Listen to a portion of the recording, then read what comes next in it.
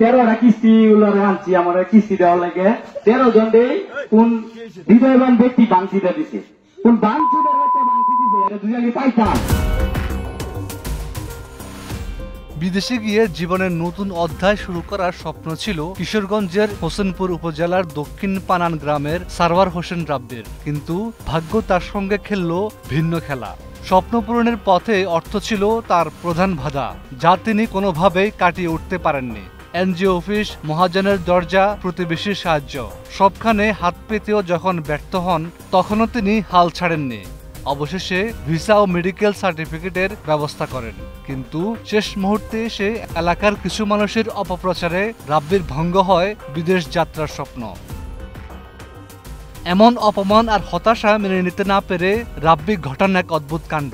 500 টাকা মাইক ভাড়া করে নিজের গ্রামকেই শোনালেন ক্ষোভের ভাষা। গালাগাল দিয়ে তিনি ঝড় তুলেন, যেন শব্দ বোমার ভিতরে তিনি পুড়িয়ে দিলেন তার অপূর্ণ স্বপ্নগুলোকে। এই যে বাংতি দাও না, মাদা চুদার বাচ্চা যে বাংতি দেয় এর মার্গ পেয়েছে না, গত 17 অক্টোবর শুক্রবার দুপুরে মাইকে নিজের ক্ষোভ উগরে দেন তিনি। পরে সেই ভিডিও নিজের ফেসবুক আইডিতে পোস্ট করলে মুহূর্তে তা ভাইরাল হয়ে যায় সামাজিক যোগাযোগ মাধ্যমে। ভিডিওতে রাব্বি অভিযোগ করেন, সৌদি আরবে যাওয়ার জন্য দীর্ঘদিন চেষ্টা করলেও 1 লাখ টাকা জোগাড় করতে পারেননি। বিভিন্ন সমিতি থেকে ঋণ চাইলেও কেউ সহযোগিতা করেননি। উল্টো তার নামে খারাপ প্রচারণা চালানো হয়। তার দাবি, এলাকার কিছু মানুষ ইচ্ছাকৃতভাবে তার বিদেশ যাত্রায় বাধা দিয়েছে, আর সেই ক্ষোভ থেকেই তিনি মাইক ভাড়া করে সবাইকে উদ্দেশ্য করে কথা বলেছেন। তবে ভিডিও ক্যাপশনে পরে রাব্বি দুঃখ প্রকাশ করে লিখেন, প্রথমে ক্ষমা চাইছি, আমি অনেক খারাপ ভাষায় গালাগাল করেছি। কেন এমন করেছি সেটা শুনুন। তিনি জানান, নিজের পরিবারের দায়িত্ব ও একমাত্র সন্তানের ভবিষ্যৎ গড়ার আশায় বিদেশ যাওয়ার স্বপ্ন দেখেছিলেন, কিন্তু দুইবার ভিসা বাতিল হওয়ার পরও তিনি চেষ্টা চালিয়ে যাচ্ছিলেন। বেসরকারি একটি ব্যাংক থেকে লোন নিতে চেয়েও ঘুষ দাবি করা হলেও অভিযোগ করেন তিনি।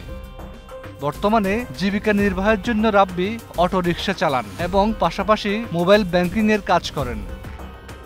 এদিকে স্থানীয়রা তার ভিডিও দেখে হতভম্ব হয়ে যান। কেউ কেউ তাকে মানসিক চাপে থাকা এক হতাশ তরুণ বলে উল্লেখ করেছেন, আবার কেউ হাস্যরসের সঙ্গে বলছেন, এমন ঘটনা আগে কখনো শুনিনি।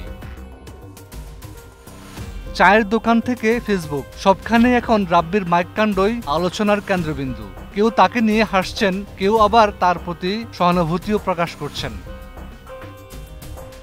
Desk report, 21 television.